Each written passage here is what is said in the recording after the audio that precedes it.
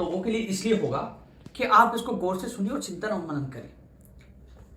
चाहे बीजेपी सरकार हो, 5 साल तक सड़कों पर संघर्ष किया, लाठियां खाई और युवाओं के लिए लड़ाई लड़ी, और चाहे कांग्रेस सरकार हो, जेल में जाना, जेल गया, लाठियां खाई, लेकिन पीछे कभी नहीं हटा, युवाओं के लिए लड़ता रहा। और इसका परिणाम भी निकला, कई हजारों यानी कि लाखों लोगों को नौकरियां भी मिली। अलग अलग परिस्थितियां आती है, अलग अलग चीजें आती हैं साथियों। जैसे मैं उदाहरण देना चाहूंगा, सेकंड ग्रेड भर्ती परीक्षा का पेपर लीक, 24 दिसंबर को वो बस पकड़ी गई, वो परीक्षा पेपर लीक माना गया और रद्द कर दिया गया। उसके बाद शहीद स्मारक पर मैंने 28 दिसंबर को पेपर लीक को लेकर बड़ा प्रदर्शन किया, लेकिन जिन अभ्यर्थियों को शामिल होना था वो अभ्यर्थी कम संख्या में शामिल होकर यह दर्शाया कि उनको पेपर लीक की कोई चिंता नहीं। हालांकि जिन लोगों को हम चुनकर भेजते हैं, चाहे एमएलए हो, चाहे सांसद हो, चाहे पार्षद हो, चाहे नेता हो, उनको केवल अपने वोटों की चिंता रहती है। अब चुनावी माहौल है, अभी भी अपने वोटों के लिए आप लोगों की आवाज उठाएंगे। लेकिन जब मेरा युवा तड़प रहा था, जब जेल के अंदर था, लाठियां खा रहा था, अनशन कर रहा था, तब वो चुप थे। लेकिन उस समय आपके साथ एक व्यक्ति था, उपेंद्र यादव, और जो आज भी साथ है। पेपर लीक को लेकर कि इसका खुलासा किया जाए, पेपर कहां से आया, किसने लीक किया, कौन कौन लिप्त है, इन अपराधियों को पकड़ा जाए, जो सुरेश डाका, भूपेंद्र सारंग, तमाम लोगों को पकड़ा जाए। इस चीज को लेकर 7 फरवरी को हमने आरपीसी के बाद प्रदर्शन किया। बदले में क्या मिला? आप लोगों की आवाज बुलंद करने के चक्कर बदले में मैं लाठियां और मुकदमा मिला। और आज भी मैं आप लोगों की आवाज बुलंद कर रहा हूं। लेकिन जिन लोकतंत्र में हम जिनको वोट देकर चुनकर भेजते हैं, वो चुप रहते हैं, वो आवाज बुलंद नहीं करते हैं। जब मुझे जेल में डाला जाता, एक दो लोगों को छोड़कर, सामान्य व्यक्तियों को छोड़कर, ये लोग घर जाकर बैठ जाते हैं, ये आवाज बुलंद नहीं करते। उपेंद्र यादव को बाहर निकालिए, वो निर्दोष है, युवाओं की आवाज उठा रहा है। या मेरे युवा साथियों पे लाठीचार्ज होता है, उन पर लाठीचार्ज करने वालों पर कार्रवाई की जाए, कोई नहीं बोलता। जहां मेरे युवा बेरोजगारों पर संकट आता है, सबसे पहले मैं खड़ा रहता हूं। चाहे संविदा की भर्तियों का विरोध करना हो, चाहे रेगुलर भर्ती निकलवाना हो, चाहे एग्जाम करवाना, चाहे परिणाम निकलवाना, चाहे ज्वाइनिंग हो, जहां भी समस्या आता है, सबसे पहले मैं बेरोजगारों के साथ खड़ा रहता हूं। स्कूल व्याख्याता भर्ती परीक्षा के परिणाम जारी होना शुरू हुए थे, लेकिन अचानक रुक गए।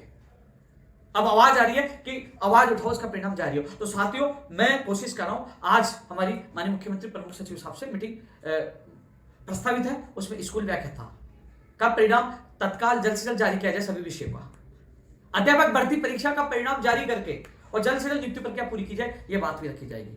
चाहे वो पीटी भर्ती के फाइनल परिणाम का इंतजार कर रहे हैं, वो फाइनल परिणाम निकालकर उनको ज्वाइनिंग दी जाए, ये बात भी मैं मजबूती से रखूंगा। साथ में 1 लाख प्रत्याधीन भर्तियों का जो विभाग वाइज वर्गीकरण होकर और उनका कैलेंडर जारी किया जाए, ये मांग भी आपकी मजबूती से उठाऊंगा। साथियों, वो दिन मुझे आज भी याद है कि 10 फरवरी को जब बजट आया था, एक भी भर्ती की घोषणा नहीं हुई थी। एक भी नेता ने ये नहीं कहा कि युवाओं के साथ धोखा हुआ, युवाओं के नाम पर जो बजट आने वाला था, युवाओं के लिए नौकरी नहीं है। मैं पहला व्यक्ति था जिसने अन्न त्याग कर दिया था और कहा था जब तक मुख्यमंत्री घोषणा नहीं करेंगे तब तक मैं अन्न ग्रहण नहीं करूंगा। और 15 फरवरी को शहीद स्मारक पर हमने मोर्चा खोला और 16 फरवरी को सरकार ने, माननीय मुख्यमंत्री जी ने 1 लाख भर्तियों की घोषणा की। और उन्हें 1 लाख भर्तियों को वर्गीकरण के लिए अभी भी हमारा संघर्ष जारी है। और जो प्रक्रियाधीन भर्ती है, उनके लिए भी हमारा संघर्ष जारी है। यानी कि जिन लोगों को जिता कर बेचते हो, जो लोकतंत्र में जो अपने आप को बड़ा नेता कहते हैं, वो आपकी जब मांग आती है, जब पेपर लीक होता है, युवाओं के सपनों को बेचा जाता है, युवा सड़क पे होते हैं, अनशन करते हैं, लाठियां खाते हैं, वो चुप हो जाते हैं, कोई नहीं बोलता। लेकिन अब मैं आपको कह दूं, अब चुनाव आगे हर कोई युवाओं को आवाज उठाएगा, युवा हितैषी बनने की कोशिश करेगा। लेकिन साथियों, एक चीज आप लोगों को समझना होगा। मैं देख रहा हूं कई लोग कह रहे हैं सेकंड ग्रेड भर्ती परीक्षा पेपर लीक, कई कह रहे हैं सीएचओ भर्ती परीक्षा पेपर लीक। साथियों, सेकंड ग्रेड भर्ती परीक्षा के लिए पेपर लीक को लेकर 28 दिसंबर को सबसे पहले आवाज उपेंद्र यादव ने उठाई और सही आरपीएससी के सामने जाकर लाठियां खाई और सबसे पहले आपकी आवाज बुलंद करने की कोशिश मैंने की। और वही सीएचओ भर्ती परीक्षा पेपर लीक को लेकर सारे सबूत सौंपे और आवाज मैंने उठाई। यानी कि हमेशा मैं आपके साथ खड़ा रहता हूं। लेकिन कई परिस्थितियां होती है कि पेपर लीक का मामला अलग है, लेकिन जो लोग इंतजार कर रहे हैं भर्तियों का, मैं जिसमें कुर्सी पे बैठा हूं, जिस संगठन का अध्यक्ष हूं, मेरी जिम्मेदारी है कि एक काम अटक गया तो कम से कम अन्य काम तो कराऊं। जो लाखों बेरोजगार इंतजार कर रहे हैं अन्य भर्तियों का, 1 लाख भर्तियों का जो इंतजार कर रहे हैं, उस इंतजार को पूरा खत्म करवाने के लिए मैं प्रयास करूं। ऐसा नहीं मैं सेकंड ग्रेड भर्ती परीक्षा में चलो ठीक है, लोग नहीं आ रहे तो मैं उसके पीछे पड़ा रहा हूं और को भूल जाऊं। मेरी जिम्मेदारी बनती है हर युवा की आवाज उठाना। जिस कुर्सी पे बैठा हूं, मजबूरियां भी होती है, लोगों जो युवाओं की जो उम्मीद है, उनकी उम्मीदों के लिए खरा उतरने के लिए प्रयास करना पड़ता है। कंप्यूटर अनुदेशक भर्ती, बेसिक कंप्यूटर अनुदेशक भर्ती के चयनित अभ्यर्थियों की ज्वाइनिंग होगी। 1300+ ओनली काउंसलिंग वाले बच्चे, उनके भी आदेश इस महीने में जल्द कराने के लिए मैं प्रयास करता हूं। लाइब्रेरी और प्रयोगशाला साइट भी जल्द हो जाएगी। हर भर्ती को प्राथमिकता के तौर पर धीरे धीरे मैं पूरी करवा रहा हूँ, हर युवक के सपनों को पूरा करने की कोशिश कर रहा हूँ। लेकिन साथ में वो संस्कृत शिक्षा विभाग हो, चाहे सामान्य विभाग हो, चाहे पंचायत राज विभाग हो, अलग अलग विभागों में 1 लाख भर्तियों पर भर्तियां निकलवाने के लिए मैं प्रयास कर रहा हूँ। और वो जो पहले बजट की घोषणाएं हैं, चाहे पंचायत राज जैन हो, चाहे कनिष्ठ अनुदेशक हो, चाहे बिजली विभाग की भर्तियां हो, तमाम विभागों में भर्तियां निकलवाने के लिए मैं प्रयास करता हूँ। तो साथियों, आज भी मुख्यमंत्री प्रमुख सचिव से 4 बजे मीटिंग प्रस्तावित है। उसमें जो लंबित जो तमाम भर्तियां हैं, चाहे बजट की घोषणाएं हो और चाहे 1 लाख भर्तियां हो, चाहे प्रक्रियाधीन भर्तियां, इनको मजबूती से मैं बात रखूंगा। और मजबूती से बात रखूंगा कि फर्स्ट ग्रेड के परिणाम निकाल के जल्द ज्वाइनिंग दी जाए और थर्ड ग्रेड के जो अध्यापक भर्ती परीक्षा का परिणाम भी जल्द जारी करके इनको भी जल्द ज्वाइनिंग दिया, ये बात भी रखूंगा। पीटीआई भर्ती के अभ्यर्थियों की भी बात रखूंगा और साथ में नई भर्तियों का कैलेंडर जारी, बात रखूंगा। मैं कोशिश करूंगा हर युवक की आवाज बुलंद करने की कोशिश करूंगा। और जब कंप्यूटर अनुदेशक, बेसिक कंप्यूटर अनुदेशक में जो चयनित अभ्यर्थी ओनली काउंसिलिंग वाले हैं, उनका लेटर का जवाब बीकानेर निदेशालय से आज शिक्षा विभाग को भेज दिया जाएगा।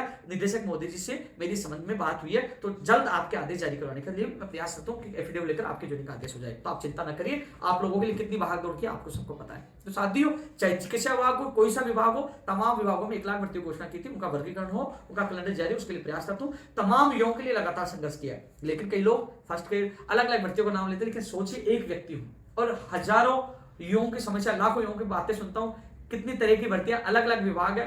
कोशिश करता हूं हर युवा को न्याय मिले। जो जिम्मेदार नेताओं की थी वो नहीं निभा पा रहे, लेकिन मैं कोशिश करता हूं लाठियां खाकर, जेल जाकर, कितना पता है आपकी आवाज उठाने के बदले में कितने मुकदमे मिले, कितनी लाठियां, कितनी मुझे प्रताड़नाओं का सामना करना पड़ा, फिर भी मैं आप लोगों की आवाज बुलंद कर रहा हूं। और मैंने कहा था, जब तक मैं इस संगठन में हूं, जब तक आप लोगों की आवाज यूं बुलंद करता रहूंगा, अंतिम सांस तक आप लोगों की आवाज उठाऊंगा। साथियों, आज मीटिंग प्रस्तावित है, तमाम मांगों को मैं मजबूती से रखूंगा और कल सुबह 10 बजे कर्मचारी चयन बोर्ड पीटीआई भर्ती परीक्षा का परिणाम जारी करवाने को लेकर हम बड़ी संख्या में इकट्ठे हो रहे हैं। क्योंकि पीटीआई भर्ती परीक्षा का परिणाम अभी जारी नहीं हुआ, तो पशु चिकित्सक भर्ती 2019 के जो हालात बने अभी तक वो पूरी नहीं हुआ। एफएसओ, डबल एओ, ये 3-4 भर्तियां आज भी न्यायालय में लंबित है, जिसकी भी आज मैं मुख्यमंत्री प्रमुख सचिव साहब से वार्ता होगी। उसमें ये मांग रखूंगा कि इसका फैसला करवाकर जल्द से जल्द भर्तियों को पूरा करवाया जाए। लेकिन आप देख लीजिए, न्यायालय में जाने के बाद 2019 से आप 23 चल रही है, वो आज तक लंबित है। मैं नहीं चाहता पीटीआई भर्ती की स्थिति ये बने, इसलिए कल बड़ी संख्या में इकट्ठे होकर और इसी महीने में जल्द से जल्द परिणाम जारी करवाने के लिए हम लोग कल संघर्ष करेंगे।